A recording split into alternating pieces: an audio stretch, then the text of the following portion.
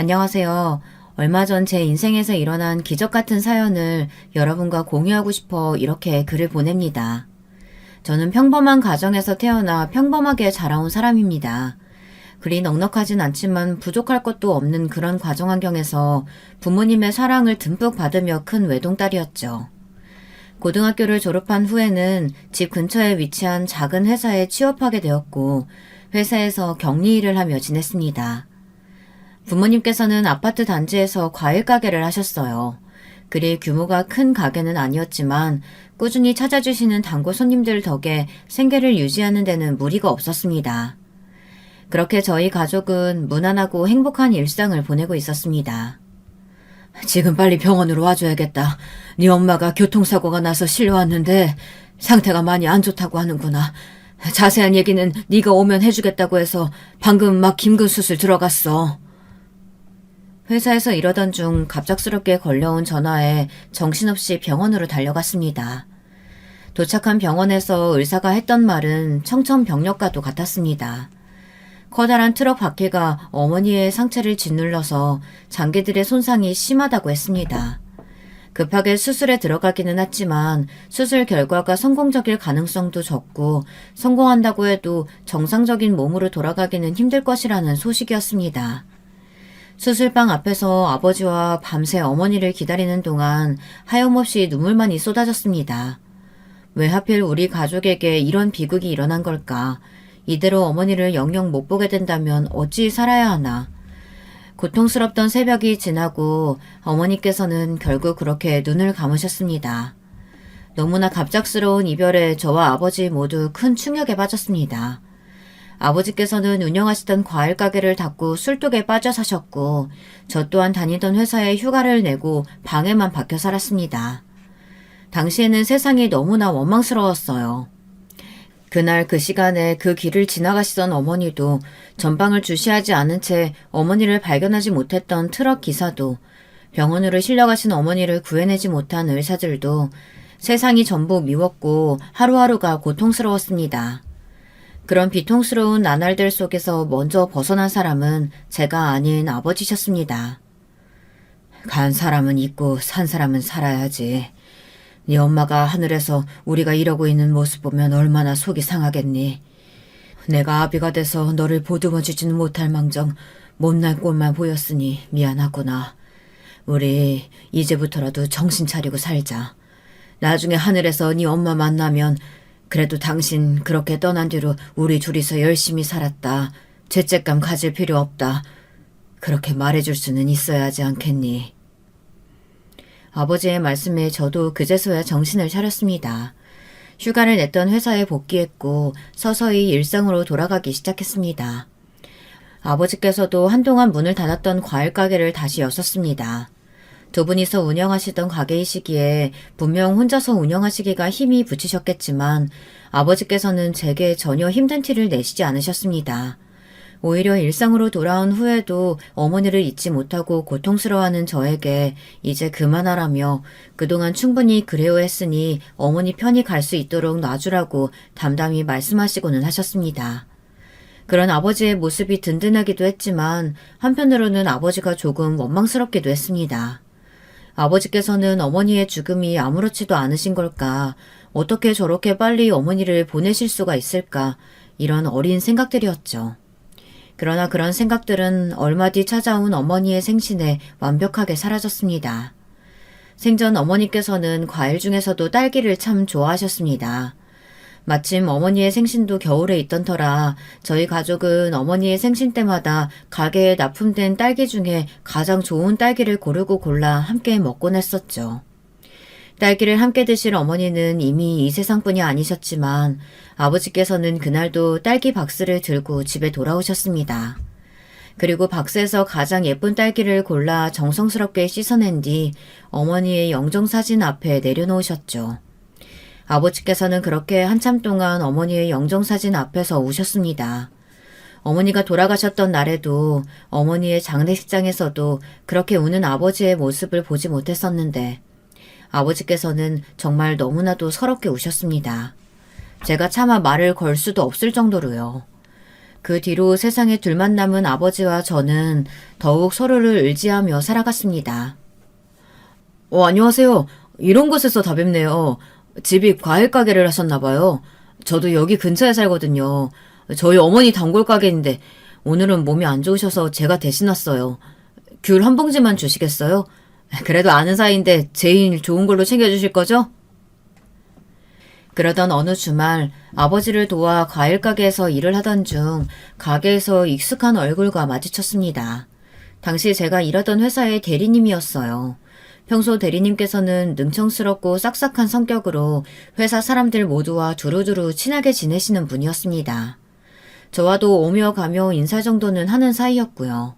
반가운 얼굴에 저도 웃으며 인사를 드리고는 제일 예쁘고 실한 귤들로 골라 한 봉지를 담아드렸습니다. 그 뒤로 대리님께서는 꽤 자주 저희 가게에 찾아오셨습니다. 그렇게 자주 얼굴을 맞대니 자연스레 대화도 많아졌고 점점 가까운 사이가 되어갔습니다. 저 이쯤 되면 눈치채셨을 것 같은데 저 그쪽 밭에 관심 있습니다. 그래서 매일같이 과일 사러 갔던 거예요. 저희 어머니께서 이제 과일 좀 그만 사오라고 성하셔서. 물론 과일이 맛없다는 뜻은 전혀 아닙니다. 혹시 다음 주 주말에 저랑 식사 한번 하시겠어요? 저도 매일같이 가게에 들러주시는 대리님께 어느 정도 호감이 있는 상태였기에 식사 제안을 기쁜 마음으로 수락했습니다. 그렇게 저희 둘은 연인 사이로 발전했고 결국 결혼을 약속한 사이가 되었습니다. 그러나 막상 결혼을 하려니 걱정이 앞서더군요. 제가 결혼을 하게 되면 혼자 남으실 아버지 때문이었습니다. 어머니께서 돌아가신 뒤로 저와 아버지는 서로에게 깊게 의지하며 지내왔기에 아버지를 두고 떠날 마음이 쉬이 들지는 않았습니다. 이런 고민을 남편에게 털어놓으니 남편은 걱정하지 말라며 그렇게 아버님이 걱정되면 당신이 모시고 살면 되지 않냐고 명쾌한 답을 주었습니다. 기쁜 마음으로 아버지께 소식을 전하니 아버지께서는 오히려 고개를 가로저으셨습니다. 난 너랑 사위랑 같이 살 마음 없다. 사위가 정말로 나랑 같이 살고 싶어 너한테 그렇게 말했겠니? 네가 오죽 내 걱정을 많이 했으면 결혼을 했으면 나한테 신경 쓸 게 아니라 네 신랑한테 더 잘해야지. 이제부터 가게도 나 혼자 할 테니 굳이 도와주러 올 필요 없다. 가끔 전화해서 안부나 전해줘라. 아버지의 단호한 말씀에 결국 저와 남편은 신혼집을 따로 차렸습니다. 친정과 시댁에서 모두 가까운 위치였어요. 알고 보니 남편도 홀어머니를 모시고 살고 있었기에 저희는 서로 양가 어른들을 부모님처럼 생각하고 잘 챙기며 살기로 약속했습니다. 그렇게 행복한 신혼생활이 시작되었고 얼마 지나지 않아 아이가 생겼습니다. 점점 불러오는 배를 안고 출퇴근을 하던 제게 남편은 일을 그만두고 집에서 살림을 하는 게 어떻겠냐고 물어왔습니다. 고민하던 저는 결국 회사를 그만두었고 집안일을 하며 아버지의 과일 가게를 도우러 다니게 되었습니다. 시간이 흘러 남편은 회사에서 승진을 해 과장이 되었고 아이도 건강하게 태어났습니다. 건장한 사내아이였죠. 아버지께서는 손주를 몹시 예뻐하셨어요. 아이가 태어나니 이곳저곳 돈 쓸 곳이 늘어났고 생활은 조금 더 빠듯해졌지만 그래도 저와 남편은 참 행복했습니다. 하루하루가 다르게 자라나는 아이를 보며 매일같이 웃는 나날들이 계속되었습니다. 여보, 놀라지 말고 들어. 우리 회사가 부도가 난 것 같아. 최근 들어 회사 분위기가 이상하더라니 사장이 무리하게 사업 규모를 늘리려다가 일이 잘못됐나 봐. 오늘 회사에 빚쟁이들이 쳐들어와서는 난리를 쳐놓고 갔어. 사장은 이미 도망갔다고 하더라고. 갑작스런 회사 부도 소식에 가슴이 철렁했습니다. 남편과 제가 다니던 회사는 작은 규모의 중소기업이었어요. 그래도 직원들 모두 성실했고 큰 문제 없이 굴러가던 회사였는데 갑자기 부도라니. 다행히 어느 정도 저축했었던 돈이 있었기에 당장은 큰 문제가 없었지만 통장 잔고가 그리 넉넉하지는 않았습니다. 괜찮아 여보. 새 회사 찾으면 되지. 당신 능력 있는 사람이니까 금방 다시 일할 수 있을 거야. 그 전까지는 모아놓았던 돈으로 아껴서 생활하면 돼. 너무 걱정하지 마. 그렇지만 저는 애써 남편을 안심시켰습니다. 하루아침에 직장을 잃은 남편이 얼마나 시리가 컸겠어요. 비록 여유 있는 형편은 아니었지만 당장 다음 달부터 생활비는 어떡할 거냐며 남편을 닥달하고 싶지는 않았습니다. 그렇게 남편은 새로운 직장을 찾아 구직 활동을 시작했고 남편이 구직 활동을 하는 동안 저는 동네 식당에서 일하기로 했습니다. 너무나 감사하게도 제가 일하는 동안 저희 아들은 시어머니께서 돌봐주시기로 하셨죠. 금방 새로운 회사를 찾을 수 있을 것 같았던 남편의 구직 기간은 점점 길어졌습니다. 어려운 경기에 중소기업들이 줄줄이 문을 닫는 판국이었고 남편의 얼굴은 날이 갈수록 어두워졌습니다. 그런 남편의 등을 두드려주며 괜찮다고 너무 부담감 가지지 말라고 응원해 주었지만 남편은 술을 마시고서야 잠이 드는 날이 부쩍 늘어갔습니다. 엎친 데 덮친 격으로 아들을 봐주시던 시어머니께서도 건강이 급격히 악화되어 쓰러지셨고 얼마 지나지 않아 돌아가시게 되었습니다. 여보, 나 새 직장 구했어. 내일부터 출근이야. 그동안 너무 고생 많았어. 식당 일하랴 애 돌보랴 정말 힘들었지. 이제 정말 끝이야. 우리 다시 옛날처럼 돌아가는 거야. 그러던 어느 날 집에 돌아온 남편이 기쁜 목소리로 구직 소식을 전했습니다. 오랜만에 보는 미소 띤 남편의 얼굴에 덩달아 저도 눈물이 났어요. 저희 부부는 얼싸안고 기쁨을 나눴습니다. 그렇게 저는 식당 일을 그만두었고 다시 집에서 살림을 하며 평온했던 일상으로 돌아가게 되었습니다. 직장에 출근하기 시작한 남편은 새로운 일에 적응하기가 힘든지 항상 피곤한 얼굴로 집에 돌아왔습니다. 직장과 집의 거리가 전보다 멀어졌다며 새벽같이 집을 나섰고 야근을 하는 일도 잦아졌습니다. 제가 새로운 회사에 대해 물을 때마다 남편은 항상 피곤하다며 이야기를 미뤘습니다. 회사가 정확히 어디에 위치해 있는지, 회사 이름은 무엇인지, 남편이 회사에 출근해서 어떤 업무를 하고 있는 건지 아무것도 제대로 알 수가 없었어요. 하지만 그저 전에 다니던 회사와 비슷한 일을 하고 있겠거니 추측해 볼 뿐이었습니다.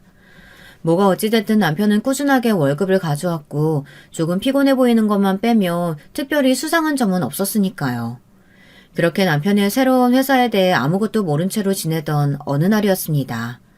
그날도 남편은 야근을 했다며 늦은 시간에 집에 돌아왔고 피곤한 얼굴로 잠이 들었습니다. 그날따라 저는 이상하게 잠이 오질 않아 한참을 뒤척이던 중이었어요. 깊은 잠에 들었던 것 같은 남편이 조심스레 침대에서 일어났습니다. 그러더니 발소리를 죽이고 방 밖으로 빠져나가더라고요.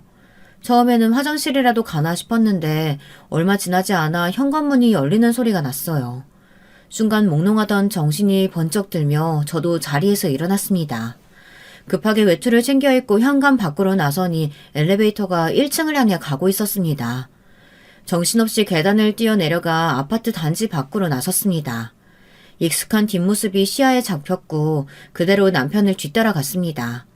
이 새벽에 도대체 어딜 가고 있는 걸까? 설마 바람이라도 피는 건 아니겠지. 전혀 그런 낌새가 없었는데. 불안한 마음에 심장이 터질 듯 뛰었습니다. 이내 남편은 술집이 모여있는 거리로 들어섰고 한 식당 안으로 들어가더군요. 친구를 만나러 왔다기엔 너무나 늦은 시간이었고 설마 정말로 불륜을 저지르고 있나 싶은 생각에 급하게 남편을 따라 술집 안으로 들어섰어요. 여보, 당신이 여긴 어떻게... 설마 집에서부터 쫓아온 거야? 놀란 얼굴의 남편은 웬 취객을 부축하고 있었습니다. 그리고 남편의 한쪽 손에는 못 보던 차키가 들려 있었죠. 상황을 파악하기에는 그리 오랜 시간이 걸리지 않았습니다. 남편은 새벽마다 저 몰래 대리운전을 하고 있었던 거예요. 새로운 회사에 취직했다던 남편의 말은 모두 거짓말이었습니다. 시어머니가 돌아가신 뒤로 아들을 봐줄 사람이 없어지자 저는 결국 식당에 양해를 구하고 가게 한켠에 아이를 앉혀놓은 채 일을 하기 시작했습니다.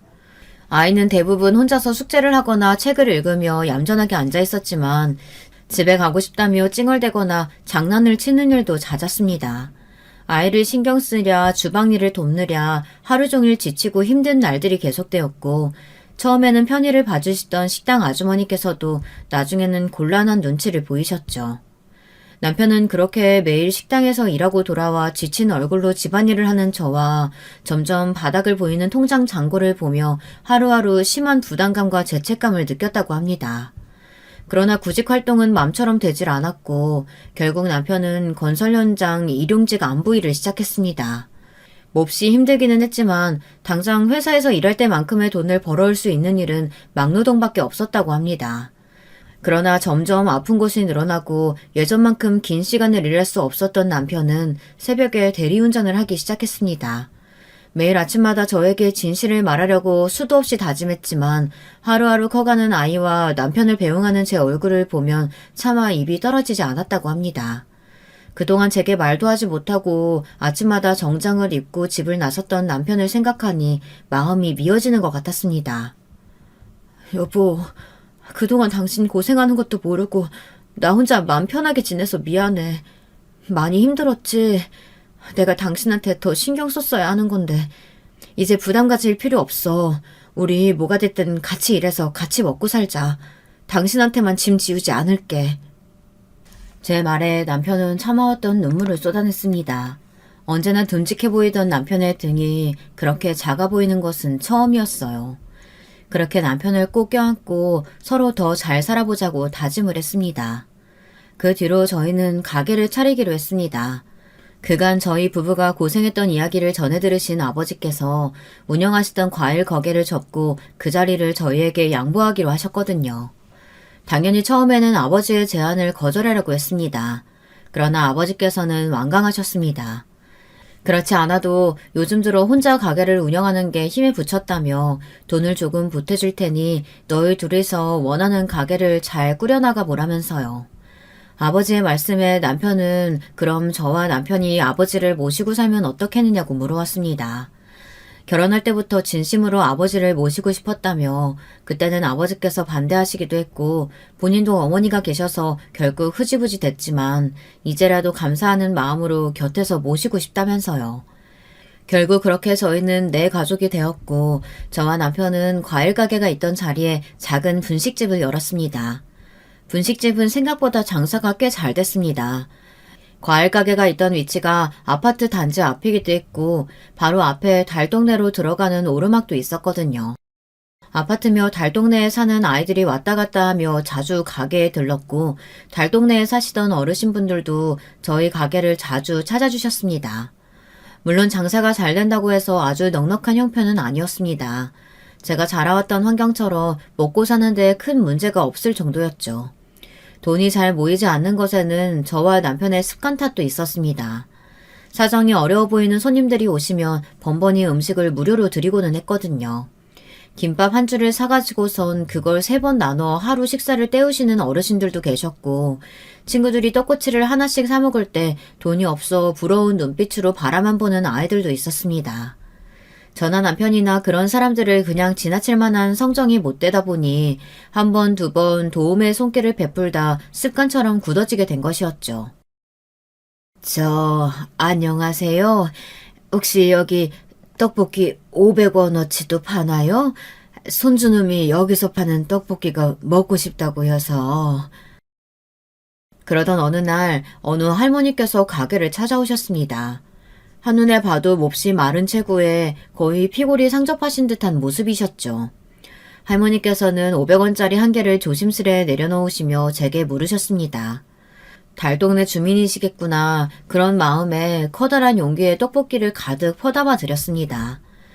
500원어치는 작은 종이컵에 떡 4-5개를 넣어드리는 것이 다였지만 딱 봐도 할머니께서도 제대로 된 식사를 오랫동안 못하신 것처럼 보였거든요. 커다란 용기를 봉투에 담아드리자 할머니께서는 몹시 당황하신 모습이었습니다. 500원어치를 달라고 했는데 한눈에 봐도 훨씬 많은 양을 드렸으니까요. 저희가 오늘은 일찍 장사 접고 들어갈 생각이어서요. 떡볶이가 많이 남아서 많이 드린 거예요. 할머님 혹시 순대 좋아하세요? 순대랑 튀김도 좀 챙겨드릴게요. 어차피 오늘 못 팔면 다 버리는 거여서요. 그렇게 할머니 손에 순대와 튀김을 한 봉지씩 더 쥐어드리자 할머니께서는 고맙다며 연신 고개를 숙이시고는 떠나셨습니다. 그 뒤로 할머니께서는 한동안 저희 가게를 찾지 않으셨습니다.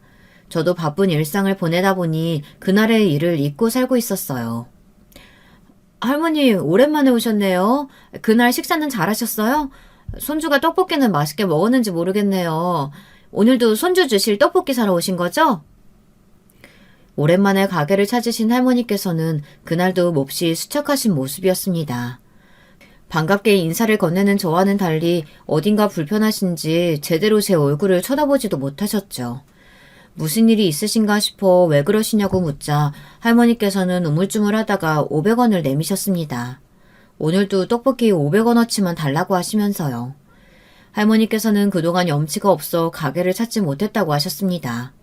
가게를 일찍 닫을 거라는 제 말과 달리 분식집은 밤 늦게까지 불이 켜져 있었고 그 모습을 보신 할머니께서는 마음 한켠이 불편하셨다고 합니다. 그날 제가 드렸던 음식은 몹시 맛있게 드셨다고 오늘은 괜찮으니 꼭 500원어치만 달라고 말씀하시는데 못 뵌 새에 얼굴이 더 수척해지신 것 같아 저도 마음이 좋지 않더군요. 결국 점심시간인데 식사는 하셨냐고 묻곤 저도 이제 막 밥 먹으려고 하던 참인데 같이 드셔달라며 할머니를 식탁에 앉혔습니다. 따뜻한 밥과 국 그리고 반찬 몇 가지를 내 상을 차리고는 저 혼자 먹기 적적해서 그런 거라며 편하게 드시라고 이야기를 건넸습니다. 밥을 먹는 동안 할머니께서는 이런저런 이야기를 해주셨습니다. 제 예상대로 할머니는 달 동네에 사시는 분이셨습니다. 할머니께서는 딸이 한 명 있었는데 어릴 적에는 얌전하고 착한 딸이었지만 고등학생 때부터 못된 무리와 어울려 다니기 시작했다고 합니다. 결국 잘 다니던 학교도 그만두고 집을 나가서는 연락이 되질 않았고 한참 뒤에 다시 집에 돌아왔을 때는 임신한 채였다고 합니다. 아이 아빠가 누군지 물었지만 딸은 모른다는 대답으로 일관했고 그렇게 할머니 입장에서는 귀한 딸을 임신시킨 남자의 정체도 모른 채 산딸이 되었습니다. 딸은 임신한 채로 집에 돌아왔을 때부터 몸 상태가 좋지 않았는데 출산을 하며 고생을 심하게 했는지 아이를 낳은 후로 시름시름 앓았다고 합니다.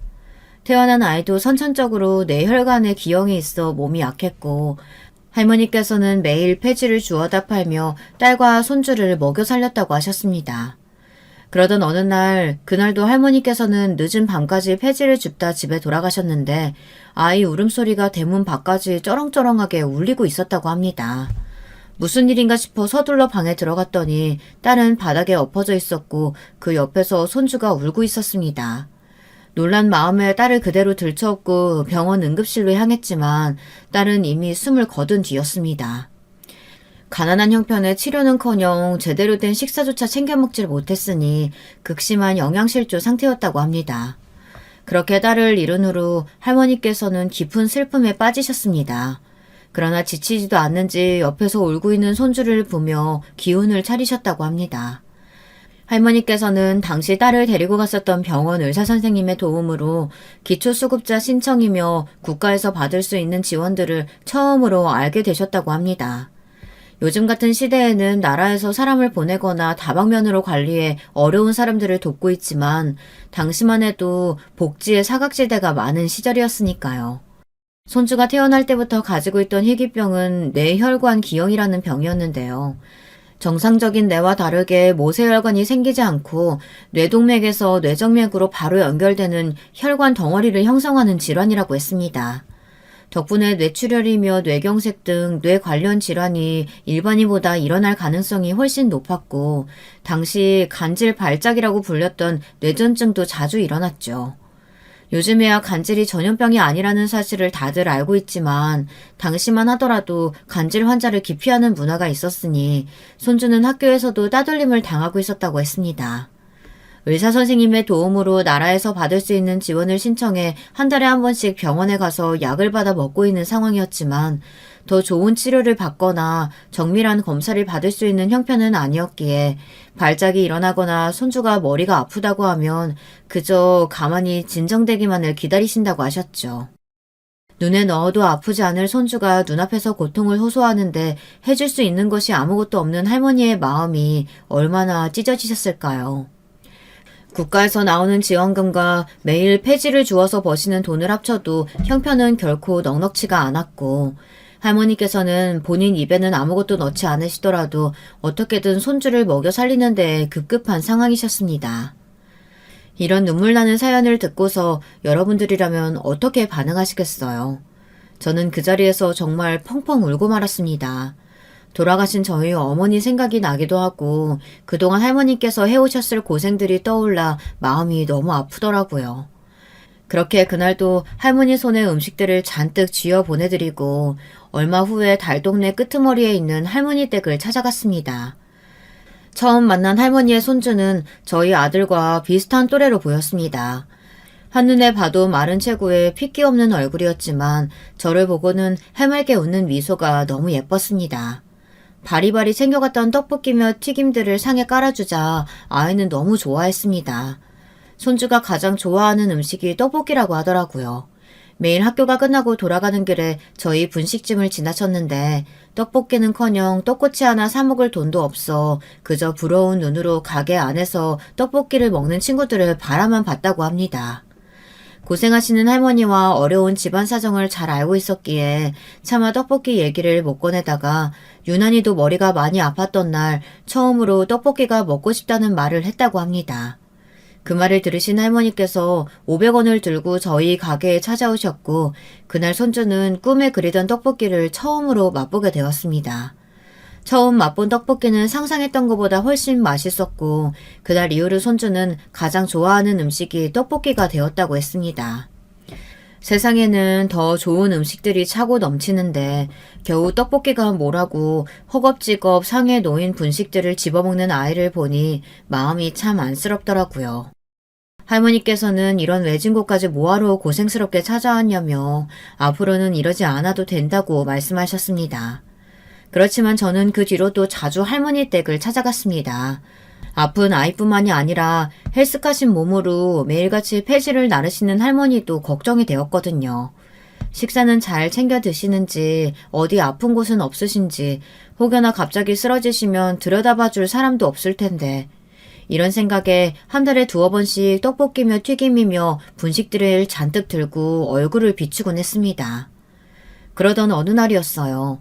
그날도 평소처럼 가게를 열고 일을 하던 중 갑자기 아이 학교에서 연락이 왔습니다. 친구랑 싸웠나 아니면 사고로 크게 다치기라도 했나 별별 걱정들이 다 들어 가게를 남편에게 맡기고 급하게 학교를 향했습니다. 헐레벌떡 들어간 교무실에는 걱정과는 달리 멀쩡해 보이는 저희 아들과 아주 익숙한 얼굴의 아이가 함께 앉아 있었습니다. 바로 할머니의 손주였습니다. 알고 보니 손주와 저희 아들이 같은 학교 같은 반 친구였던 것입니다. 분식집을 운영하느라 아이 학교에 많이 신경을 기울이지 못하기도 했고 저희 아들도 학교에서 있었던 일을 저에게 먼저 쫑알쫑알 얘기하기보다는 알아서 척척 잘하는 아이였던지라 아들의 반에 아픈 친구가 있다는 사실도 모르고 있었습니다. 그날 할머니의 손주는 학교에서 간질발작을 일으켰고 놀란 아이들은 전부 소리를 지르며 몸을 떠는 아이를 피해 도망갔다고 합니다. 그러나 저희 아들은 도망가지 않고 손주가 다치지 않도록 주변에 있던 날카로운 물건들을 치워줬다고 하더라고요. 그리고 손주가 발작에서 깨어났을 때 아이를 부축하여 간호실에 데려갔다고 합니다.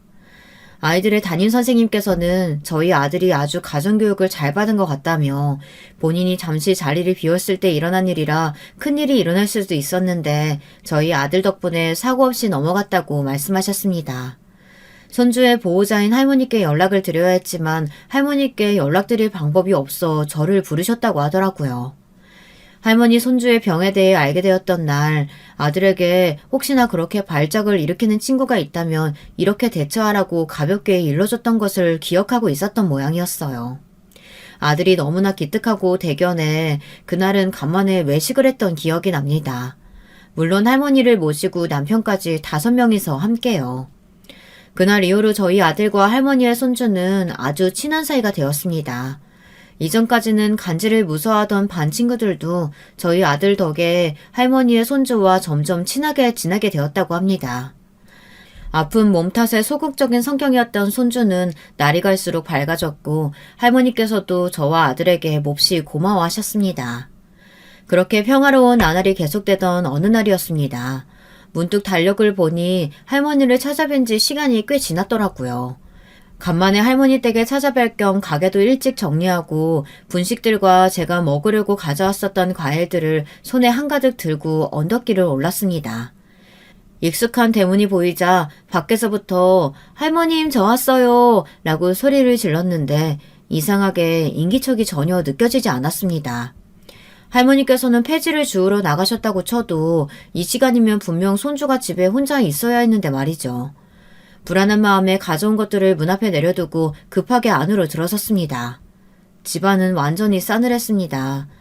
사용하시던 가구며 주방 도구들은 여전히 제자리에 놓여 있었지만 아무렇게나 열려있는 서랍이며 난장판이 되어있는 옷가지들이 급하게 짐을 챙겨 나간 티가 역력했죠.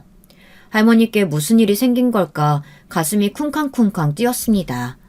집 밖으로 뛰쳐나와 주변을 둘러보니 마침 아주머니 한 분께서 길을 지나고 계셨습니다. 다짜고짜 아주머니를 붙잡고 여기 사시던 할머니랑 손주한테 무슨 일이 있었느냐고 물었더니 아주머니께서는 당황한 표정으로 그 사람들 이사 나간 것 같던데 하시는 겁니다. 한 일주일 전이었나? 새벽에 갑자기 구급차 소리가 온 동네에 울리는 거예요. 이런 달동네 구석까지 구급차가 오는 일이 어디 흔한 일인가? 무슨 일인가 싶어 동네 사람들 자다 말고 다들 뛰쳐나와 밖을 기웃거리는데 딱 이 집 앞에 서더라고요. 아, 왜? 이 집 손자가 아프잖아요. 간질인가 뭔가. 그 무슨 뇌에 문제가 있다고 하던데. 아무튼 그 손자한테 무슨 일 생겼는갑다 하고 나는 그냥 다시 들어가서 잤죠. 근데 알고 보니까 애가 아니라 애 아빠가 쓰러졌던 모양이더라고. 원래 손자하고 할머니하고 둘이서 살던 집인데 얼마 전에 애 아빠가 갑자기 찾아왔다나 봐.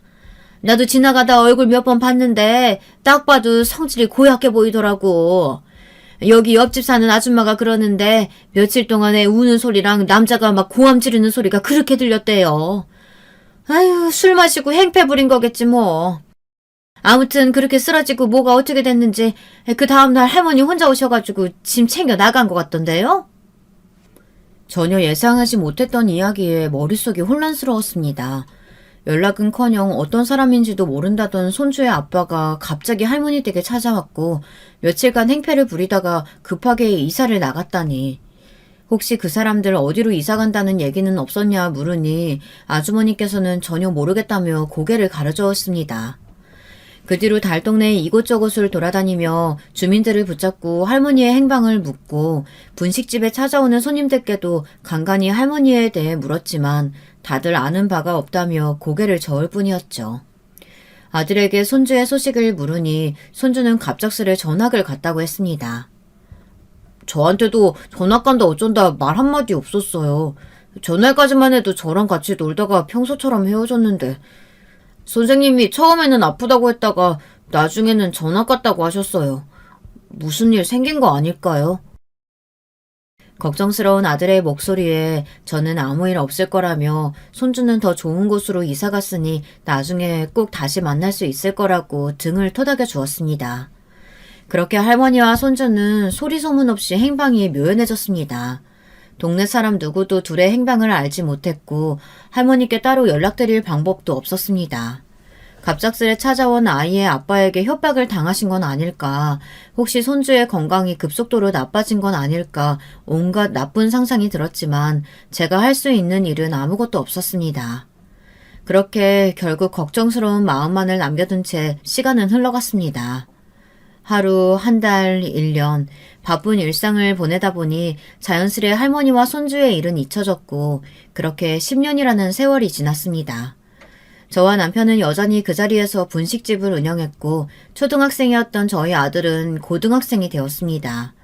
치맛바람이다 뭐다 아이 교육에 열을 올리는 다른 엄마들과 다르게 저는 바쁜 가게 일 탓에 아들에게 크게 신경을 기울이지 못했습니다. 보통 그 나이 때 아이들은 사춘기 덕에 부모와 어색해지기 마련일 텐데 저희 아들은 언제나 제게 엄마 하면서 먼저 살갑게 말을 걸어오고는 했어요.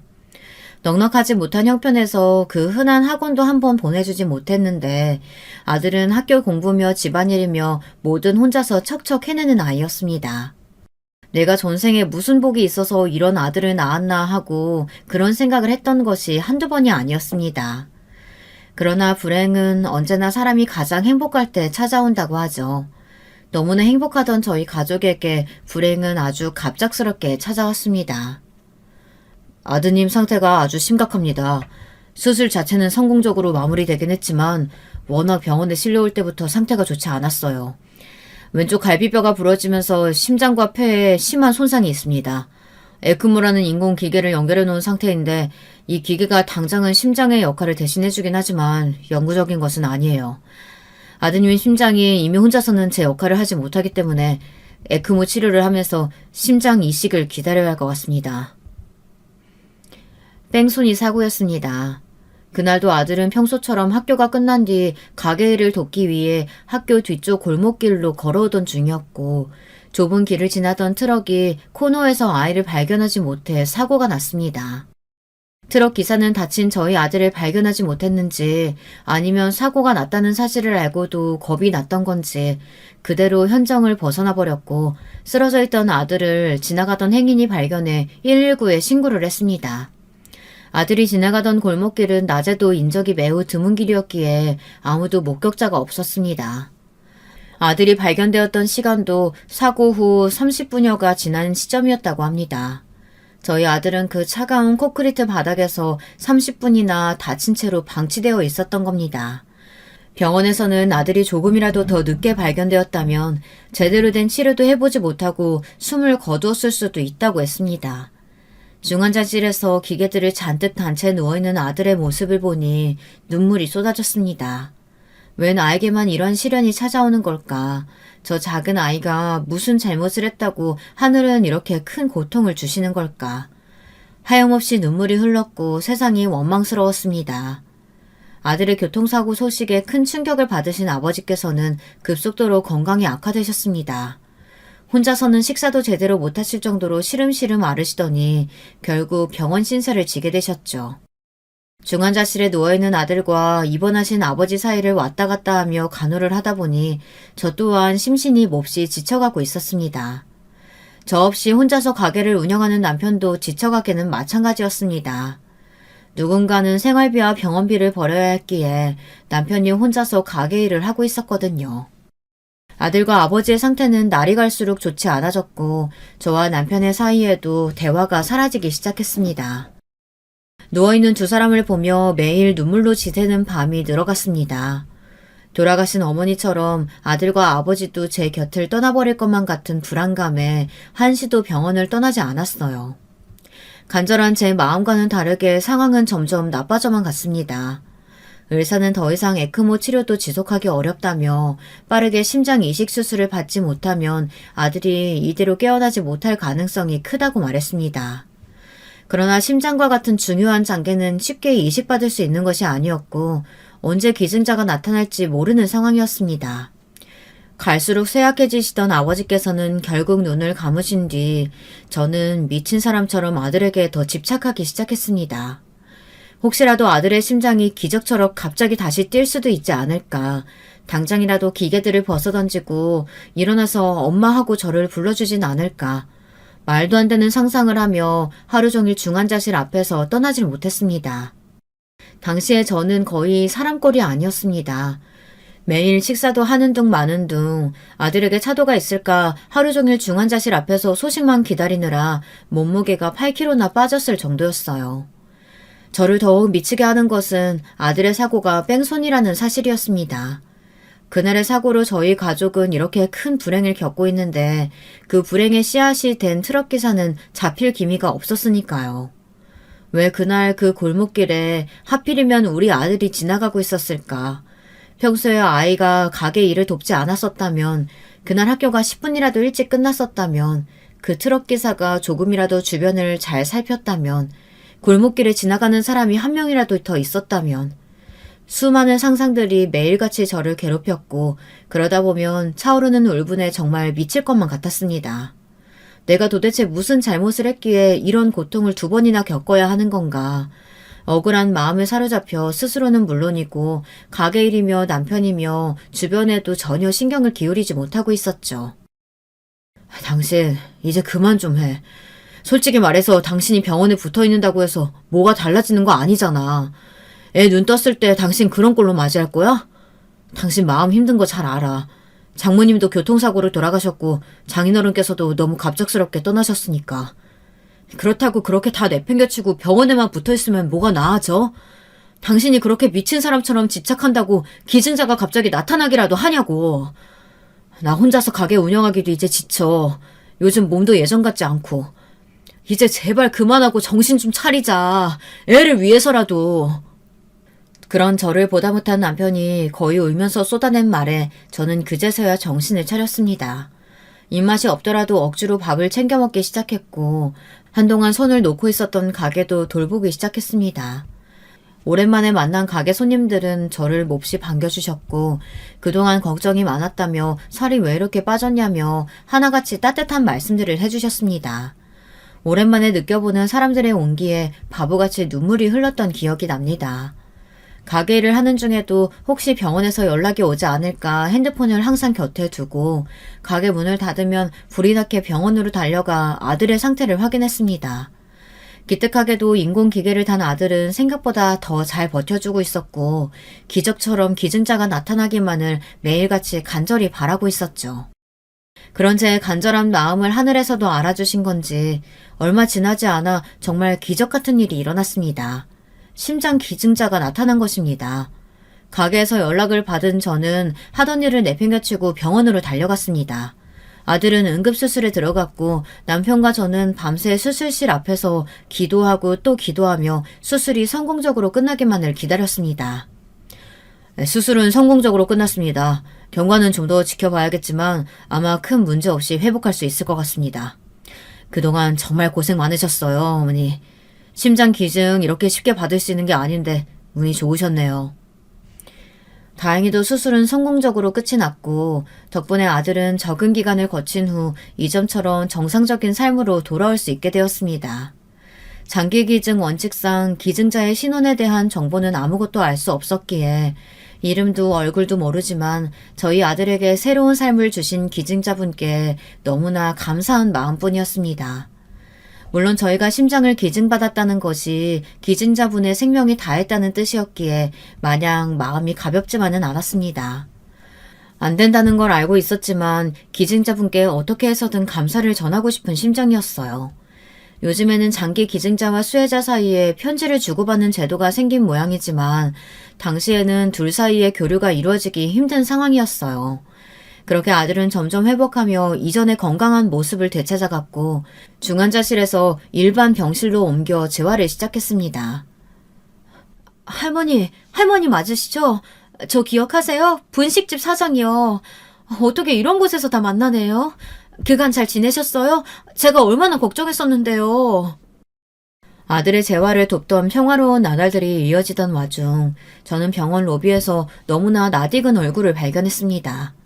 바로 10여 년 전 홀연히 사라지셨던 할머니였죠. 할머니께서도 저를 알아보시고는 너무나 반가워하시며 안부를 물어오셨습니다. 저는 할머니께서 사라지신 후 행방을 묻고 다녔던 일이며 아들이 교통사고 후에 기적처럼 장기 기증을 받은 일들까지 조잘조잘 말씀드렸습니다. 이야기를 들으시던 할머니께서는 이내 눈물을 왈칵 쏟아내셨습니다. 갑작스러운 눈물에 당황한 저는 왜 그러시냐며 저희 아들이 이제 잘 회복해서 재활 중이다. 그동안 힘든 일이 많으셨냐. 할머니를 위로하며 등을 토닥여 드렸습니다. 할머니께서는 한참 동안 눈물을 보이시더니 조금 진정이 되셨는지 세상에 정말 인연이란 게 있구나 하시며 혼자 되뇌이시더라고요. 10년 전 그날 할머니 댁에는 아이의 아빠라는 사람이 갑작스럽게 찾아왔다고 합니다. 아이의 아빠는 30대 초반 정도의 나이였고 매우 난폭한 성격이었습니다. 딸을 임신시켜놓고도 나몰라라 하다가 본인의 생활이 궁핍해지자 딸이 살던 집을 기억해 찾아왔던 것이었습니다. 할머니께서는 딸은 이미 죽었고 당신 같은 아빠는 필요 없으니 당장 나가라 호통을 쳤지만 건장한 남자의 눈에 삐쩍 마른 할머니가 무서웠을 리가 만무했습니다. 결국 남자는 할머니 댁에 눌러앉아 밤낮이며 술을 마시며 아이에게 소리를 지르거나 폭력적인 행동을 했고 그날 새벽에도 잔뜩 취한 채로 언성을 높이다 갑자기 쇼크로 쓰러진 것입니다. 사람이 죽게 내버려둘 수는 없었으니 옆집에 부탁해 급하게 119를 부르기는 했지만 할머니께서는 남자가 쓰러진 지금이 도망칠 수 있는 유일한 기회라고 생각하셨다고 합니다. 남자가 병원에 입원해 있는 동안 할머니께서는 필요한 짐들만 급하게 챙겨 손주를 데리고 먼 동네로 도망을 치셨습니다. 혹시 남자가 소식을 물어 찾아올까 주변에도 알리지 않고 쫓기듯 몰래 가셨다고 합니다. 그래서 주변 이웃들도 모두 소식을 몰랐던 것입니다. 일련의 사건을 거치며 스트레스가 심했는지 원래도 좋지 않았던 손주의 건강은 급격하게 악화되기 시작했습니다. 결국은 얼마 지나지 않아 병원 신세를 지게 되었고 학교도 다니지 못하게 되었습니다. 병원에 입원해 있던 지난 10년간 큰 수술을 2차례나 받았고 그럼에도 차도가 없어 결국 뇌사 판정을 받았다고 합니다. 할머니의 손주는 생전 자주 했던 말이 있었는데요. 바로 자신이 죽게 되면 자신의 장기를 기증하고 싶다는 이야기였습니다. 할머니는 당연히 처음에는 반대하셨지만 자신은 그동안 많은 사람들에게 대가 없는 나눔을 받으며 살아왔다고 자신도 마지막 가는 길에라도 누군가에게 나눔을 베풀고 싶다는 손자의 말에 결국 고집을 꺾으셨다고 합니다. 그렇게 손자가 뇌사 판정을 받자 장기 기증을 하게 되었고 손자의 심장이 비슷한 나이였던 저희 아들에게 기증된 것입니다. 어려운 환경에서 아픈 몸으로 자라왔는데도 언제나 해맑게 웃어 보이던 그 아이의 얼굴이 떠올라 할머니 곁에서 저도 눈물을 한참이나 쏟아냈습니다. 다시 생각해도 정말 말도 안 되는 인연 아닌가요? 세상에 어떻게 이런 일이 있을 수 있을까요? 저희 아들에게 할머니 손주의 심장이 들어왔다뇨. 덤덤하게 그간의 일들을 말씀하시는 할머니께서는 고생을 많이 하셨는지 여전히 마른 모습이었어요. 그 모습을 보니 더 눈물이 났습니다. 지금은 어디서 어떻게 지내시는지 물으니 다시 전에 살던 달동네 집에 들어가 계신다고 하더라고요. 몸이 좋지 않아 폐지 줍는 일도 하지 못하고 나라에서 받는 돈으로 근근히 먹고 산다고 하셨습니다. 할머니, 저희 같이 살아요. 제가 할머니 모시고 살고 싶어요. 손주가 하늘나라로 먼저 가면서 혼자 남으실 할머니가 걱정돼서 이런 인연을 만들어줬나 봐요. 제가 어머니처럼 잘 모실게요. 할머니께서는 제 말에 깜짝 놀라시며 됐다 하며 손사래를 치셨지만 저는 할머니의 손을 꼭 잡은 채로 제가 모시고 싶다, 거절하지 말아달라 계속 부탁드렸습니다.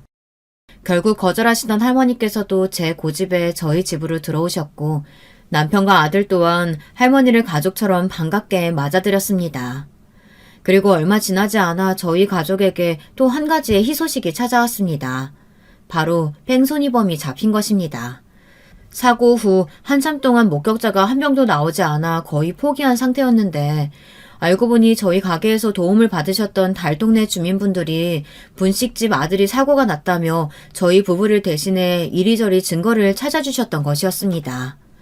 아쉽게도 목격자는 찾지 못했지만 달동네 주민들 사이에 소문이 파다하게 퍼져 그날 그 골목을 지날 만한 트럭들의 후보가 추려졌고 결국 그 증거를 토대로 뺑소니범을 체포했다고 합니다. 한때는 세상이 참 밉기도 했습니다.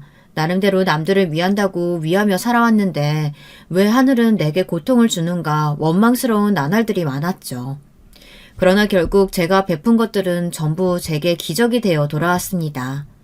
저희 아들은 이제 완벽하게 회복해 이전처럼 잘 걸어다니고 돌아가신 부모님 대신 효도할 수 있는 할머니가 생겼으며 분식집은 여전히 따뜻하고 좋은 손님분들로 넘쳐납니다. 그리고 고통의 시발점이었던 사람은 죗값을 치르게 되었고요. 이보다 완벽한 결말이 어디 있을까요? 저는 앞으로도 베푸는 삶을 살 예정입니다. 그 나눔이 언젠가는 제게 또 다른 기적으로 돌아오리라 믿으니까요. 여러분, 두 번째 사연 시작하기 전에 좋아요, 구독 꼭 눌러주실 거죠? 그럼 두 번째 사연 바로 시작합니다. 이번에 제가 소개해드릴 내용은 30대 여성분께서 보내주신 사연이에요. 가족에 관한 이야기를 나눠주셨답니다. 저와 함께 들어보시겠어요? 안녕하세요. 제가 지금보다 더 어렸을 땐 말이죠. 결혼 이야기, 시집 친정 이야기에 관심이 없었으며 그걸 되게 추잡한 주제로 생각했어요. 텔레비전에서나 인터넷에서나 시집, 친정 이야기가 판을 치고 기혼자들이 맨날 결혼 생활 이야기로 떠들어대는 게 멋이 없다고 생각했었죠. 아휴, 그랬던 제가 나이를 좀 더 먹으면서 기혼자들의 사연에 흥을 가지게 될 줄 누가 알았겠나요. 일찍 결혼했던 친구가 모임에 나와서 자기 시댁 이야기를 시작하면 야, 그런 구질구질한 주제에 여기로 끌어오지 마.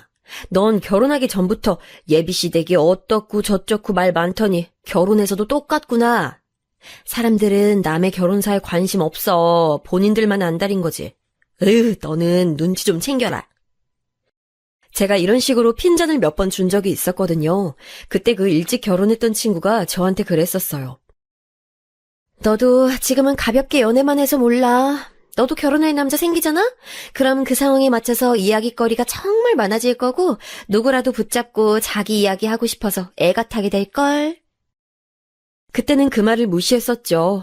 전 원래 남의 가정사에 이러쿵저러쿵 떠들거나 깊은 집안 이야기를 주고받는 걸 싫어하기도 했었으니까요. 모임에서 친구들은 제 편을 들어줬고 괜히 시끄러운 시댁 얘기는 하지 말라면서 그 일찍 결혼한 친구를 함께 나무랐었지만 시간이 지나자 정말로 제가 그 일찍 결혼한 친구가 말했던 입장에 놓이게 돼서 얼마나 만감이 교차했는지 몰라요. 제가 진지하게 미래를 논하지 않는 연애만 했어서 몰랐나 봐요. 결혼이란 당사자들만이 아닌 집안끼리의 결합이기 때문에 어쩔 수 없이 스케일이 커진다는 사실을 말이죠. 사실 저에게도 가족이니 시댁이니 그런 얘기 늘어놓는 걸 싫어하게 된 계기가 있었답니다. 친구들은 저를 걱정 하나 없이 사는 팔자 좋은 애라고 여기고 있었지만 실상은 그 속에 오래된 그늘이 있었어요. 저는 이혼 가정에서 자라난 자식이에요. 기억이 닿는 한 가장 오래된 순간부터 부모님의 불화가 가정 안에 있었죠. 원래 저는 제 위로 오빠가 있었대요. 제 기억 속엔 없고 대신 사진 속에서만 남아있는 존재입니다. 그런데 오빠가 교통사고로 허망하게 세상을 떠났어요. 지금은 찾아보기 힘들지만 옛날엔 콩나물 같은 걸 트럭에서 팔았잖아요. 저희 살았던 동네에도 콩나물이랑 두부랑 뒤에 싣고 다니는 트럭이 자주 왔는데 여느 때처럼 엄만 그걸 사러 집을 나섰대요. 빨래를 개고 있는데 밖에서 트럭이 도착한 소리가 나서 지갑부터 챙겨서 나가셨다고 해요. 빌라 밖으로 나오고 나서야 아셨대요. 오빠가 따라 나왔다는 사실을요. 오빠가 자기 방에서 동생들이랑 얌전히 있는 줄로만 아셨던 엄마가 놀라셨죠. 그때 방에는 갓난아기였던 제 여동생 그리고 제가 있었다는데 저는 그때 4살이었고 저랑 장난감 놀이를 하고 있던 오빠가 갑자기 엄마를 따라 나가버린 기억 따위는 남아있지 않아요. 애석한 일이죠. 만약 제가 오빠를 잡았다면 운명이 달라졌을 텐데요. 엄마는 저기 멀리 세워져 있는 트럭에 갈 거니까 먼저 집에 들어가라고 오빠를 떠미셨다고 합니다. 그런데 오빠는 그날따라 땡깡을 피우면서 엄마의 바지가랑이를 잡았다네요. 어라? 정말 이상하다. 이런 거 사러 나올 때 한 번도 따라 나온 적이 없던 애가 오늘따라 왜 이런데? 너무 심심해서 그런가? 엄마는 희한한 일이라고 생각을 하시면서도 한 손엔 오빠의 고사리 손을 잡고 다른 한 손엔 지갑을 쥔 채로 트럭으로 향하셨대요. 그리고 트럭에 다 도착해서 오빠의 손을 놓고 지갑을 여셨다고 합니다. 콩나물 한 봉다리만 담아주세요. 아, 두부는 반모만 주시면 되는데.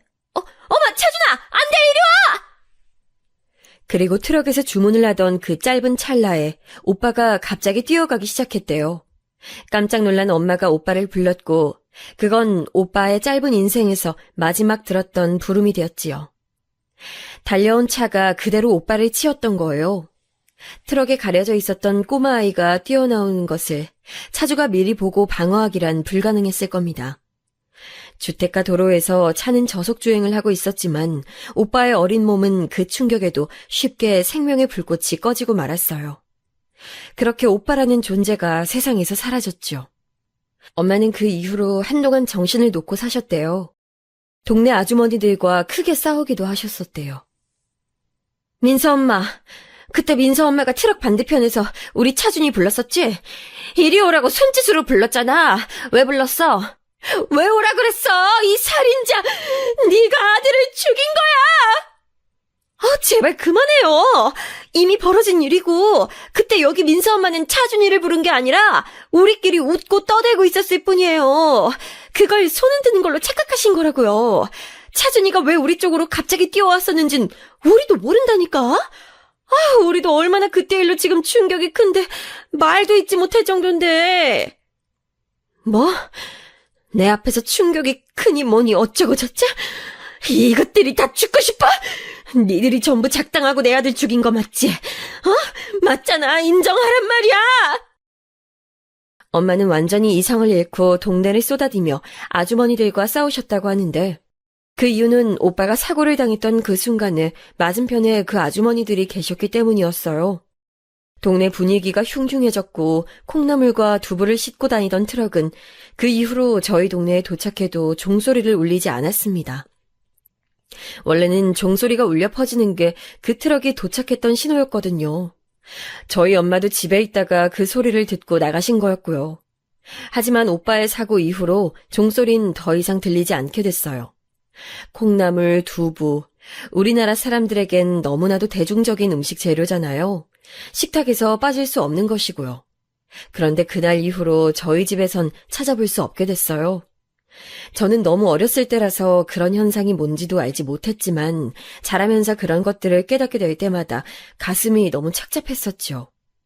엄마가 차마 정신을 완전히 놓지 못하셨던 건 저와 여동생이 있기 때문이었어요. 자식 하나가 비록 떠났지만 자식 둘이 남아 있었으니 엄마로선 정신을 차리고 살아가셨어야 했던 것이죠.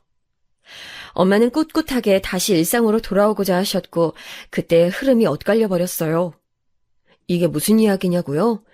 저희 아빠 말이에요. 당신의 첫째 아들이 불의의 사고로 한순간에 세상을 떠났다는 걸 아빤 처음엔 받아들이지 못하였죠. 일 갔다 오니까 우리 아들이 죽었다고? 이걸 어느 부모가 믿을 수 있겠어. 이건 있을 수 없는 일이야. 일어나서도 안 되는 일이었다고. 내 아들 어딨어? 우리 차준이 어디 있냐고! 아빠는 멍하게 현실만 부정하셨어요. 갑작스러운 슬픔을 그 안으로 집어넣지조차 못하신 것이었죠. 아빠는 일남 사녀 집안의 유일한 아들이셨거든요. 그래서 우리 귀한 아들 소리 한껏 들어가며 잘하셨다고 했습니다. 그런 아빠에게서 난 아들이었으니 오빠란 존재가 남달랐던 것이었죠. 세상 하나뿐인 특별한 아들이었는데 허망하게 사고로 떠나보냈다는 걸 아빤 인정하지 않으셨어요. 친가 쪽 분들도 마찬가지였고요. 특히 할머니께서는 저희 엄마를 미친 듯이 원망하셨습니다. 자기 새끼 잡아먹고 멀쩡히 사라지든 아침에 눈이 떠지고 밥이 목구멍으로 넘어가? 이 빌어먹을 나쁜 년이 우리 불쌍한 손주의 창창한 앞날을 질투해서 잡아먹었구나! 어렸을 땐 엄마를 향한 할머니의 폭언이 그저 무서웠어요. 어투가 무서웠고 내용도 공포스러웠죠. 그런데 나이가 좀 들면서 할머니의 발언을 곱씹어 보니까 진짜 화가 나더군요. 아무리 할머니께서 손자 잃으신 상실감이 컸다고 한들 눈앞에서 자식 떠나보낸 엄마보다 힘드셨을까요? 그렇게 힘든 엄마에게 이중고를 안겨준 할머니가 정말 원망스럽고 미웠습니다. 할아버지께선 아예 엄마를 무시하셨고요. 고모들도 저희 엄마를 향해 그렇게 부주의한 사람이 어떻게 자식 낳고 키울 생각을 했냐며 신랄한 비판을 끊임없이 쏟아냈어요. 그리고 반면에 외가 쪽은 엄마를 비호하면서 더욱 똘똘 뭉쳤죠. 저는 어렸을 때 왜 무슨 이유로 외가 식구들이 엄마한테 지극정성인지 몰랐는데 오빠의 사고 이후로 친가에서 과하게 비난받고 원망의 화살바지가 된 엄마를 감싸기 위해서 외가 식구들이 그렇게 뭉치게 됐던 것이었더라고요. 엄마가 그러시더라고요. 친정 아니었으면 절대 못 버텼을 거라고 말이죠. 엄마는 두 딸들을 위해 시련을 딛고 다시 일어나셨는데 반면에 시간이 지날수록 아빠는 힘들어하셨어요. 오빠가 떠났을 당시에 강박적으로 이건 현실이 아니다라고 상황을 부정했던 것의 부작용이었죠. 결국 오빠가 떠난 건 지극한 현실이었으니까요. 아빠는 당시에 오빠를 온전히 애도하지 못한 것을 깊이 후회하게 되셨고 그에 따라서 심적 방황을 하게 되셨습니다. 어렸을 땐 아빠의 이런 심리가 이해가 잘 안 됐었는데 나이 들고 나서 생각해보니까 아빠는 집안에서 유일한 아들 대우를 받으며 오냐오냐 소리만 듣고 자란 사람이었잖아요. 그래서 정신적인 충격이라든지 그런 것들에 면역이 좀 없으셨던 것 같아요. 억척스러운 면이 없으셨고 스스로의 잘못을 오롯이 인정할 줄 모르셨으며 자꾸 남 탓으로 돌리는 경향이 강하셨어요. 자란 환경이 우리 아들은 잘못한 거 없어 라는 소리만 들려오는 집안이었으니 그런 아빠가 똑 부러졌기 때문에 원체 알아서 잘 처신할 줄 알았던 엄마를 만나 결혼하신 이후로 그런 점을 배우기보다는 그럼 당신이 알아서 잘해 라는 식으로 모든 걸 전가하셨고요. 아빠는 그래서 배우신 게 없었죠. 뒤늦게 당신의 아들이 영영 떠나버렸고 마음에 큰 구멍이 생겼다는 걸 깨달은 아빠가 방황을 하시는 바람에 그때부터 집에 비극이 벌어졌어요. 그때부터 악몽 시작이었습니다. 아빠가 자기 잘못 인정 안 하고 남 탓을 하는 분이라고 했잖아요. 그게 완전히 크게 적용을 했어요. 아빠가 다니셨던 회사가 때마침 사정이 어려워졌거든요. 그 영향을 아빠도 피할 수 없었고 하루하루 압박에 시달리셨는데 그 힘든 것을 집에서 푸셨어요. 이게 다 불쌍한 우리 아들 차준이가 억울하게 죽었기 때문에 일이 나쁘게 돌아가는 거야. 당신이 우리 아들 멀쩡히 돌보기만 했어도 이런 일 없었어. 당신이 결국엔 책임자인 거야. 알아? 회사에서 괴로운 일이 있으셔도 그 탓을 집에 와서 돌리셨고 점차 그저 마음에 안 드는 구석만 생겨도 그걸 집에서 탓을 찾으셨어요. 삐뚤어진 성정에 꼭 따라 나오는 한 가지가 있죠. 바로 술 말이에요. 언제부턴가 아빠는 술을 즐겨 찾기 시작하셨어요. 엄마가 나무라시자 크게 화를 내셨던 모습이 기억에 어렴풋이 남아있네요. 내가 술 좀 마시겠다는데 니까짓 게 뭔데 이래라 저래라 참견질을 해, 어? 내가 이 고난을 잊고자 술을 마시겠다고. 그런데 이 고난이 어디서 왔을까? 바로 이 여편네한테서 온 것 같은데? 나한테 고난을 안겨준 주제에 감히 나한테 술 마시지 말라면서 잔소리를 해? 이 정신 나간 년이 자기 자식이 길바닥에서 죽도록 만든 년이 확시 그냥 저걸 술독에 빠뜨려 익사시킬까 보다. 어렸을 때 아빠가 퍼부은 폭언의 의미가 정확히 뭔지 모르면서도 공포에 질려 덜덜 떨었었습니다. 엄마는 도저히 아빠에게 의존하며 사는 위험한 선택을 할 수 없다면서 직장을 다니셨고요. 저와 여동생의 미래를 위해서 꼭 돈을 모으겠다고 하셨어요. 저는 엄마의 당부에 따라서 여동생을 돌봤어요. 마치 애가 애를 키우는 모습이었지만 일찍 철이 들었던 저는 군말 없이 여동생을 보살폈습니다.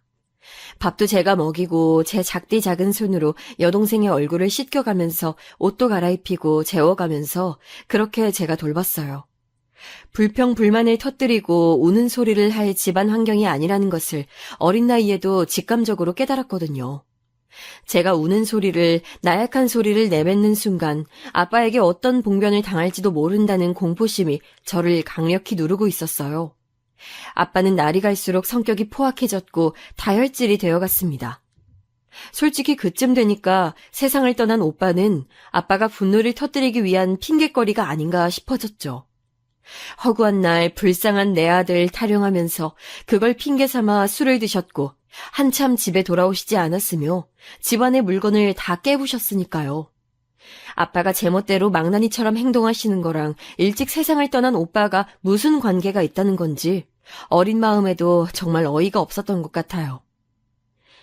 나는 저런 어른이 절대 되지 말아야지. 애들 앞에서 저런 추악한 모습 보이는 어른이 될 거라면 차라리 영영 어른이 되지 못하는 게 나아. 떠난 자식 때문에 남겨진 자식들 방치하는 부모가 어딨어. 아무리 생각해도 아빠는 정상이 아니야. 그리고 내가 내 힘으로 엄마랑 동생 지킬 수 있도록 클 때까진 아빠 앞에서 숨죽이면서 버텨야겠다. 그 전에 아빠한테 대들었다간 정말 죽을 수도 있으니까. 한번 물꼬가 트이면 걷잡을 수 없어지는 것처럼 아빠도 그랬습니다. 점점 거칠어져 가셨고 스스로를 통제하지 못하셨어요. 엄마도 처음엔 그런 아빠를 맞춰주며 조용히 다 감내하셨죠. 엄마는 당신을 죄인이라 생각하셨으니까요. 그러나 아빠의 막무가내가 더욱 심해지고 그 영향 때문에 저랑 여동생이 두려움에 떠는 날이 잦아지자 엄마도 이제 화가 나셨던 거예요. 아빠를 향해 맞서서 화를 내기 시작하셨죠. 그래서 제 머릿속에 가장 온전한 기억 중 오래된 것은 부모님이 싸우시는 광경이에요. 서로에게 나를 세우며 욕하고 차라리 나가 죽어라 저주를 하셨던 두 분의 모습이 제가 가지고 있는 가장 온전한 오래된 기억이랍니다. 그 어렸던 제가 당초에 무슨 큰 잘못을 했었다고. 아빠는 그 추운 겨울에 저를 베란다에다가 무릎 꿇려 놓으셨었는데 제가 눈물 콧물을 흘리며 잘못했다고 빌어도 들어주지 않으셨어요.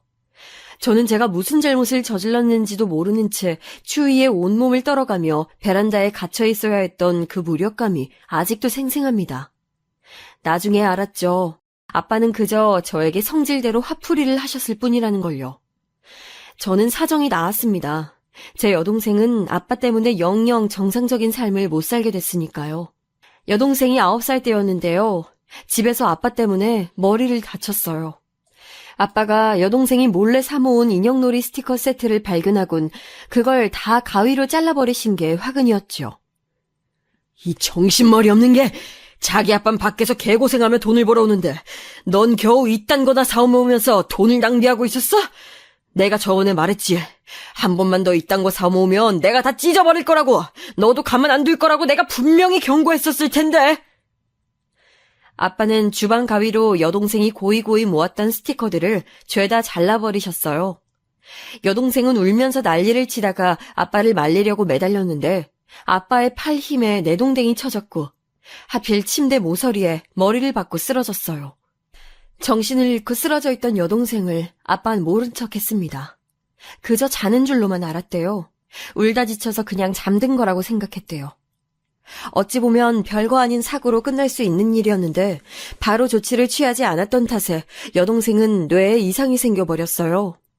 사람 몸이라는 게 그토록 허무하리 많지 나약한 것이더군요. 어째서 어르신들이 쓰러지고 나서 거동이 힘들어졌다고 하시는지 전 이해할 수 있었어요. 여동생이 그렇게 된 걸 봤었기 때문에 뇌에 이상이 생기면 인생이 힘들어진다는 걸 제대로 실감했죠. 초기엔 다른 증세를 보였지만 1년 정도가 지나자 다른 것들은 거의 다 괜찮아졌고 다만 말이 어눌해졌어요. 여동생은 그 이후로 똑바로 말을 하지 못하게 됐고 민첩성도 떨어졌죠. 무슨 일이 벌어지면 바로바로 반응을 하지 못했고 상황 판단력도 남들보다 느렸습니다. 이게 다 내 잘못이야. 나 같은 사람을 엄마로 두지만 않았어도 우리 애들이 고통받진 않았을 텐데. 여동생을 간호하는 기간 동안 엄마는 많이 절규하셨습니다.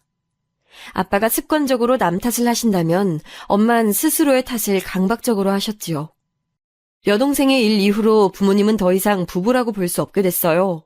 법적으로만 부부였을 뿐 가정은 이미 깨진 상태였습니다. 1년의 과정을 겪는 내내 저는 늘 방치돼 있었어요. 늘 알아서 늘 혼자서 다 해내며 일상을 살아야 했죠.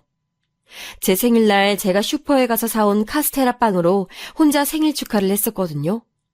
500원짜리 생크림 따로 사온 걸 카스테라 빵 위에 발라서 저만의 케이크를 만들고 혼자 생일 축하 노래를 불렀는데 딱 하필 그때 외할머니께서 저희 집에 오셨어요. 반찬거리를 챙겨서 모처럼 방문을 해주신 것이었고 제가 그날이 생일이었으며 혼자서 축하하고 있던 상황임을 아신 외할머니께선 그 자리에서 오열하셨어요. 한창 예민한 사춘기 아이가 이렇게 지내고 있다는 게 너무 불쌍하다고 하셨죠. 이상했어요. 때리는 아빠도 화를 내는 엄마도 제가 돌봐야 하는 여동생도 집에 없는 상황이 저는 평온했는데 도대체 뭐가 불쌍하다고 하시는 건지 이해가 안 됐었죠. 제가 그렇게 생각하는 것 자체가 너무 가엽다고 하셨던 외할머니의 말씀을 시간이 지나고 나서야 이해하게 됐네요. 외할머니께선 그날을 계기로 결단을 내리셨고 엄마에게 이혼을 강력히 종용하셨어요. 아빠란 인간이 이혼을 계속 안 해줬기 때문에 별 수 없었던 거였는데 외할머니께서 강하게 밀어붙이시니까 엄마도 다시 힘을 내서 이혼에 사력을 다하셨죠. 제가 고등학교 1학년 때 두 분이 이혼을 하셨어요. 이혼 성립을 위해서 오래 살았던 그 집은 아빠의 몫이 되어버렸고 그 외 재산은 없었기 때문에 저는 엄마와 여동생과 나와서 외갓집 근처의 동네에서 살게 됐어요. 당연히 전학도 갔고요. 새로운 환경이었으니 이때부터 저는 밝은 척을 꾸며낼 용기가 생겼어요. 나를 모르는 사람들에게 나의 우울함을 보여줄 필요가 없다고 판단했던 것이죠. 그래서 새 학교의 친구들에게 평범하고 평탄한 집에서 살아온 척, 밝고 당당한 성격인 척 연기를 해나가기 시작했어요. 가정 이야기를 깊이 나누다 보면 제 안에 그늘이 숨겨놓은 가정사가 들통날까봐 그런 주제는 아예 피했고요. 여동생이랑 나이 차이가 나서 같은 학교에 다닐 일이 없었기 때문에 제 여동생이 뇌에 손상을 입어서 남들과는 조금 다르다는 사실을 굳이 밝힐 필요도 없었죠. 저는 나도 동생이 있는데 천방지축이라서 자주 싸운다는 식으로 제 여동생의 존재를 친구들에게 알렸었네요. 비겁하고 구차한 거짓투성이었어요. 제 자신을 방어하기 위한 수단이기도 했지요. 외할머니께서 주로 여동생을 신경 써주셨고 덕분에 저는 수험생으로서 공부에 매진할 수 있었어요. 대학을 어디로 가느냐에 따라 내 인생이 달라진다고 외삼촌이 귀에 딱지 않도록 말씀해 주시는 데는 다 이유가 있겠지. 어디 한번 죽어랍시고 해보자. 저는 죽었다 생각하고 공부에 매달렸습니다. 힘들고 지칠 때면 아빠를 떠올렸어요. 이혼해 줄 테니까 집 내놓고 애들 데리고 꺼지라고 엄마한테 비웃음을 날렸던 아빠의 마지막 모습을 떠올릴 때면 자연스럽게 전의가 불타올라서 코피 터지도록 공부에 몰두할 수 있었답니다. 그 집을 벗어나고 아빠한테서 멀어지고 나니까 비로소 제 과거가 잘 보였거든요. 아빠라는 인간 때문에 얼마나 어두운 그늘에서 살았어야만 했는지 그 억울함이 뒤늦게 밀려왔거든요. 아빠가 무서워서 오줌을 지리고 잘못한 것도 없는데 용서해달라면서 손이 발이 되도록 빌어야 했던 제 과거가 너무나도 비참했어요. 그래서 복수심이 들었던 것 같아요. 반드시 멋진 어른이 돼서 아빠에게 갚아주겠노라 다짐했죠. 엄마도 호강시켜드리고 싶었고 여동생도 안락하게 잘 살 수 있도록 해주고 싶었어요. 그렇게 코피 쏟아가면서 공부를 했습니다. 제가 수험생으로 열의를 태우는 동안 엄마는 이모랑 장사를 시작하셨어요. 외가는 첫째가 외삼촌, 둘째가 엄마, 셋째가 이모 이렇게 3남매였는데요. 이모는 원래 결혼하기로 약속했었고 양가 인사까지 다 마친 남자가 있었지만 알고 보니 그 남자가 사기꾼이었대요. 그 남자의 부모라고 봤던 사람들도 진짜 부모는 아니었고 같은 사기꾼 한패였다네요. 그 남자가 만나고 있었던 다른 여자한테서 듣고 그 진실을 알게 된 이모는 그 후로 마음의 문을 닫고 살았죠. 그 남자에게 돈도 많이 바쳤었다고 했거든요. 정신적인 충격이 커서 칩거 생활까지 하면서 오래 방황하다가 직장 생활을 시작하셨고 직장 동료의 소개로 이모부를 만나게 되셨던 거예요. 이모부는 당시에 은행에서 일을 하고 계셨어요. 본가가 시골 깡촌이라서 혼자 자취하면서 일을 다니다 보니 결혼이 늦어졌다고 말하던 순박한 사람이 마음에 들어서 이모는 다시 사랑을 결심하셨고 그렇게 이모부랑 결혼까지 하신 것이었지요. 그런데 설마 그 이모부가 그 이후로 탄탄대로를 달릴 줄 누가 알았겠나요? 저희 부모님이 끝내 이혼을 하셨을 때 이모부는 공기업으로 들어가셨어요. 거기서 이모부가 안정적으로 적응을 하신 덕분에 이모가 저희 엄마랑 장사를 해볼 생각을 하실 수 있었죠. 내가 어리석게 살아온 탓에 내 자식들이 받아야 했던 고통, 그 죗값을 치르기 전에 내가 내 자식들 여유롭게 살 수 있도록 반드시 돈을 벌어서 성공을 해보여야겠어. 엄마는 각오를 다지신 상태였고 엄마가 지난 세월 힘들어하시는 동안 곁에 있어주지 못했다는 죄책감으로 괴로워하셨던 이모는 이제 가까이 살게 됐으니 기회를 삼아서 같이 장사를 하자며 제안을 하신 거였죠. 장사는 순항이었고 저는 제가 꿈에나 그릴 수 있었던 명문대에 들어갔습니다. 턱걸이 합격이었기 때문에 더욱 극적이었고 더욱 감동이었던 것 같아요. 외삼촌이 동네에 대학 합격 현수막도 걸어주셨고 제 첫 등록금도 내주셨어요. 당시엔 민망하기만 했는데 돌아보니까 너무 감사한 부분이에요. 가족이란 울타리의 따스함을 인생 처음으로 그때 느껴봤던 것 같네요. 다들 저를 너무 축하해 주셔서 몸둘 바를 몰랐죠. 전 이제 시작이라는 생각으로 대학 생활을 열심히 했어요. 제 안에는 여동생 몫까지 2배로 열심히 해야 한다는 강박이 있었거든요. 한눈 팔지 않고 성적 관리에 매진하면서 대학을 다녔습니다.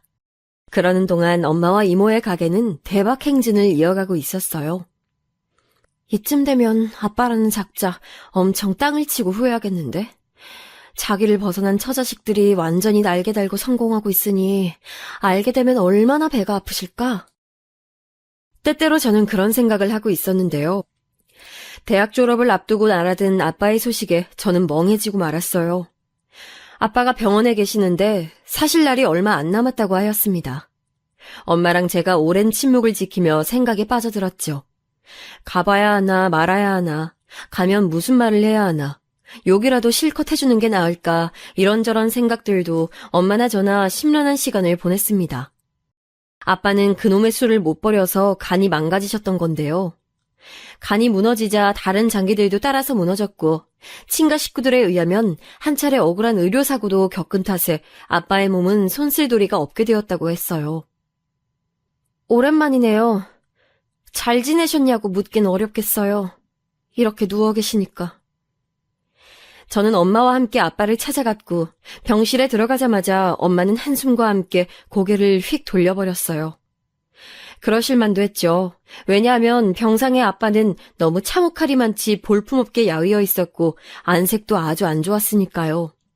엄마가 차마 고개도 똑바로 못 드시고 말도 못 하시길래 제가 먼저 입을 뗐던 거예요. 그런 저를 빤히 보시던 아빠가 희미하게 웃으셨죠. 너는 잘 지냈나 보구나. 대학도 잘 가고 장사도 잘 되고 아주 잘들 살았네. 아빠, 우리한테 무슨 하실 말씀 따로 없으세요? 저랑 엄마는 아빠한테 듣고 싶은 얘기가 정확하게 있는데요.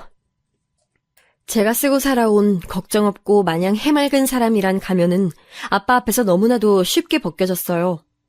저는 감정을 바로 주체하지 못한 채로 손까지 덜덜 떨면서 아빠한테 따졌죠. 그런데 아빠가 놀랍게도 힘 빠진 그 눈빛으로 저를 바라보면서 이렇게 답하시는 거예요. 미안하다. 미안했다. 용서받을 수 없는 죄를 내가 지으며 살았었다. 잘못 살았었다. 제 옆에서 엄마가 깜짝 놀랐는지 입을 틀어막으시면서 아빠를 보시더라고요. 저도 제가 잘못 들은 건가 했어요. 이토록 쉽게 사과를 받을 수 있을 거라곤 상상도 못했었거든요.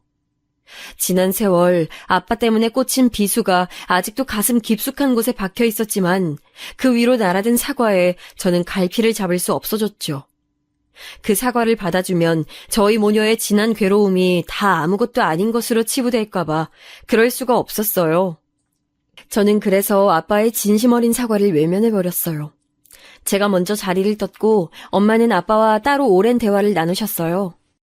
무슨 얘기를 했냐는 저의 물음에 엄마는 그냥이라고 답하셨지만 분명히 깊은 대화가 있었을 테죠. 아빠는 그로부터 한 달 후에 돌아가셨어요. 그리고 유산을 저희 모녀에게 남기셨습니다.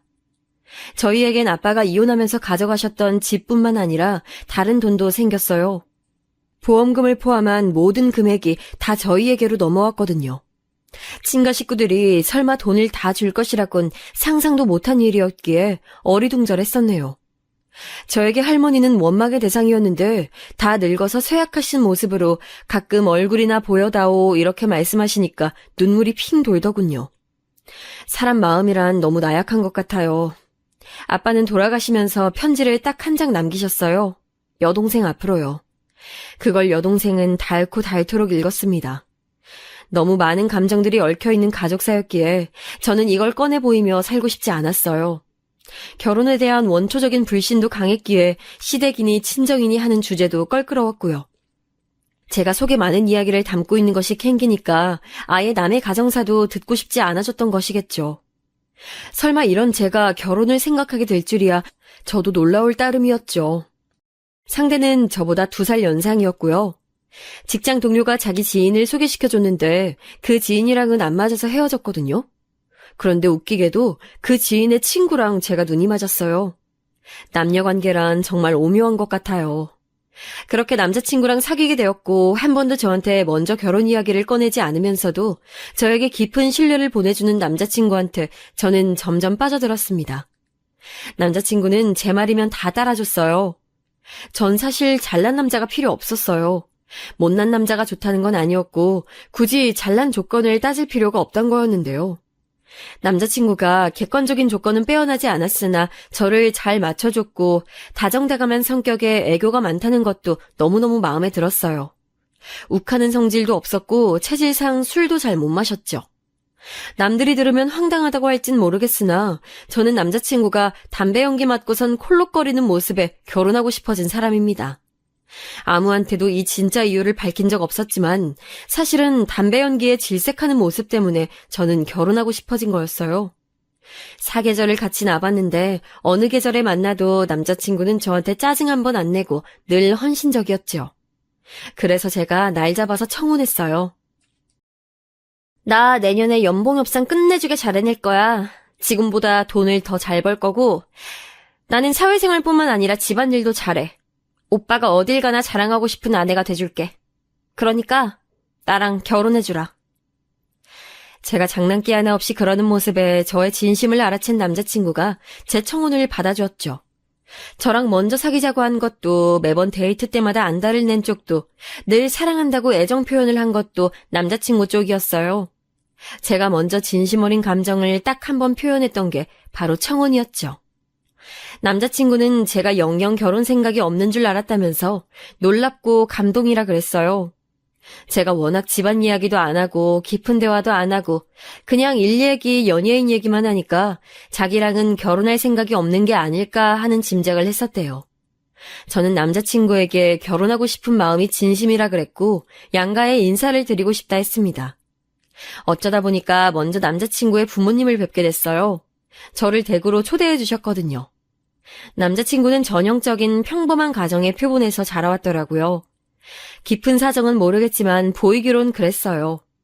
한 회사에서 20년 이상 재직하신, 무뚝뚝하시지만 가정에 충실하신 부친, 집안 살림하며 내조에 충실해 오신 모친, 알만한 중견기업 다니고 있는 연년생 누나, 오래됐지만 위치가 좋은 아파트에서 15년째 살고 있다는 배경까지 너무 이상적인 평화로운 집안처럼 보여서 제 기분이 이상했어요.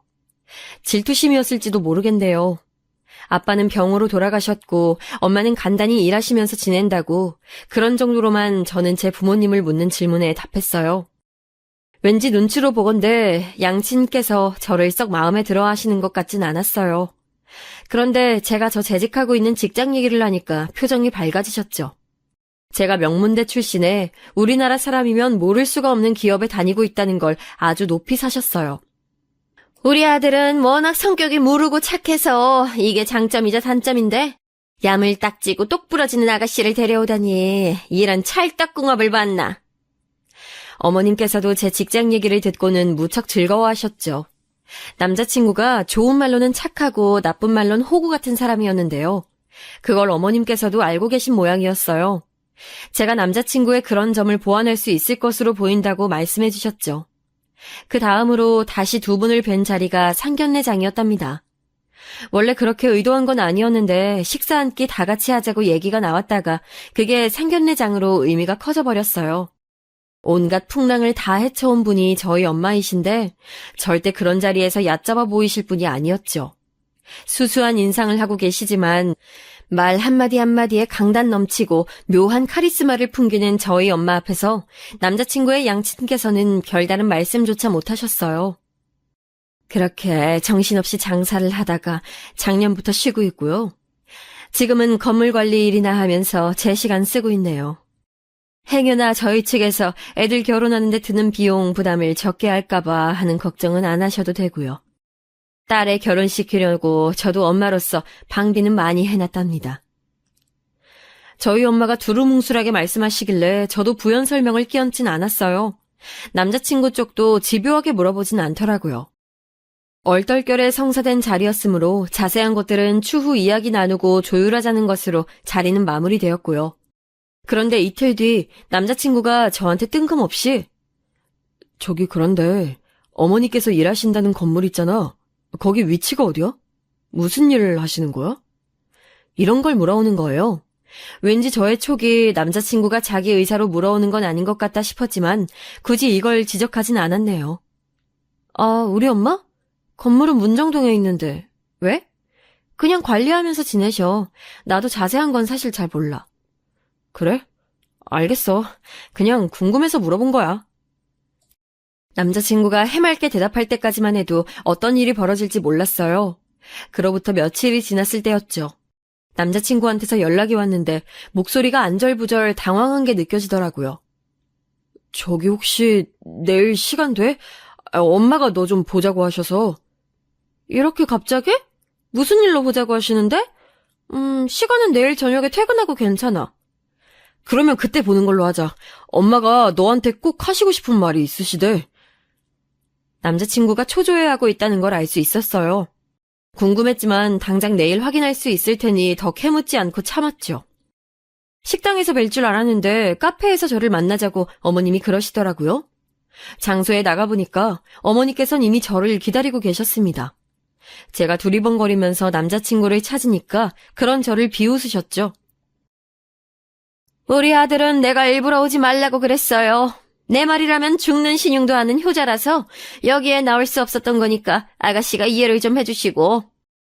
아무래도 밥까지 먹을 건 아닌 것 같아서 카페에서 보자고 한 건데 괜찮죠? 아, 네, 그럼요. 괜찮아요. 그런데 저는 갑자기 왜 보자고 하셨어요? 거두절미하고 내가 본론부터 말할게요. 나, 이 결혼 시킬 수 없어요. 무조건 반대입니다. 왠지 어머님의 심상치 않은 표정을 봤을 때부터 짐작은 했지만 진짜로 그런 말을 들으니까 너무 어이가 없더라고요. 저도 모르게 실소가 터져 나왔어요. 당황스러워서 그랬죠.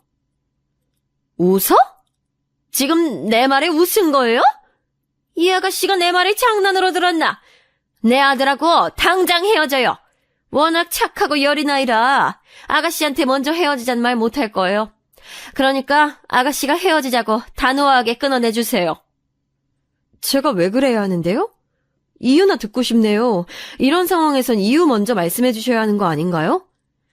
말하는 뻔세 한번 시건방지기는. 억센이라는 자기 모친 따라서 딸도 성격이 그렇게 됐나 보죠? 내가 작정하고 그러려던 건 아니었고 결혼할 사돈댁이라고 생각하니까 도저히 그 배경을 모른 채로 결혼 진행할 수가 없어서 조사 좀 해봤습니다. 조사를 해봤다니요? 혹시 그 건물 알아내신 거예요? 엄마가 일하신다는? 바로 얘기 나오는 거 보니까 아가씨도 속으로 찔렸나 보죠? 모친이 계신다는 그 건물, 지난번 식사 자리에서 건물 이름 들었던 게 생각나서요. 어디에 있는지 동네를 알고 나니까 찾기 쉽더만. 직접 가봤더니 난 또 건물 사무일이라도 하는 줄 알았는데 청소? 청소! 빗자루 들고 건물 앞에서 바닥 쓸고 있는 사람 보고서도 내가 진짜 설마 했었어요. 그런데 조금 있다가 다시 보니까 건물 안에서 유리 닦고 있더라고요. 건물 안에 화장실도 오가면서 거기도 닦고 있는 모양이던데 옷은 해진 옷 입고 억척스레 청소하는 모습 보니까 아이고 이거 진짜 일났다 싶었네. 이 결혼 차마 내가 시킬 수가 없겠더라고. 세상에나 어머님께서 하필이면 저희 엄마가 건물 청소를 솔선수범하고 계실 때 목격했었나 봐요. 음침하게 그곳까지 찾아가서 훔쳐본 어머님께 화를 내야 할지 아니면 어떤 일 하시는지 같은 걸 두루뭉술하게 설명하며 숨겼던 것을 사과드려야 하는지 순간 헷갈리더군요. 제가 갈팡질팡하고 있을 때 어머님께서 강하게 말씀하셨어요. 부디 오늘 한 번에 알아듣길 바랄게요. 아가씨 자체로는 참 훌륭하고 멋진 여자 같아요. 네, 그건 나도 인정하겠습니다. 그런데요, 결혼이라는 건 집안끼리 하는 거라서요. 아가씨네 집안이랑 우리 집안은 급이란 게 안 맞아요. 쓰레기 냄새 풍기면서 청소하는 홀어머니를 둔 여자랑은 내 아들을 결혼시킬 수가 없다고. 뭐라고요? 쓰레기 냄새? 저기 어머님, 말씀이 지나치시네요. 지금 저희 엄마께서 건물 청소 일 하니까 급이 안 맞는다고 그런 말씀하시는 거죠? 정말 어이가 없습니다. 사람 가치를 그렇게 판단하세요? 노동에는 귀천이 없는데요. 귀천이 없다니 그딴 순진한 소리를 어디서 하는 거야? 이보세요. 내 아들은 그쪽보다 더 잘난 집안의 여자랑 결혼할 수 있는 남자라 이거예요. 연애만 하면 모를까 결혼이라면 이건 안 되는 거지. 어쩔 수 없이 두 사람 결혼시켜봐. 그럼 내가 과연 발 뻗고 잘 수 있을까요?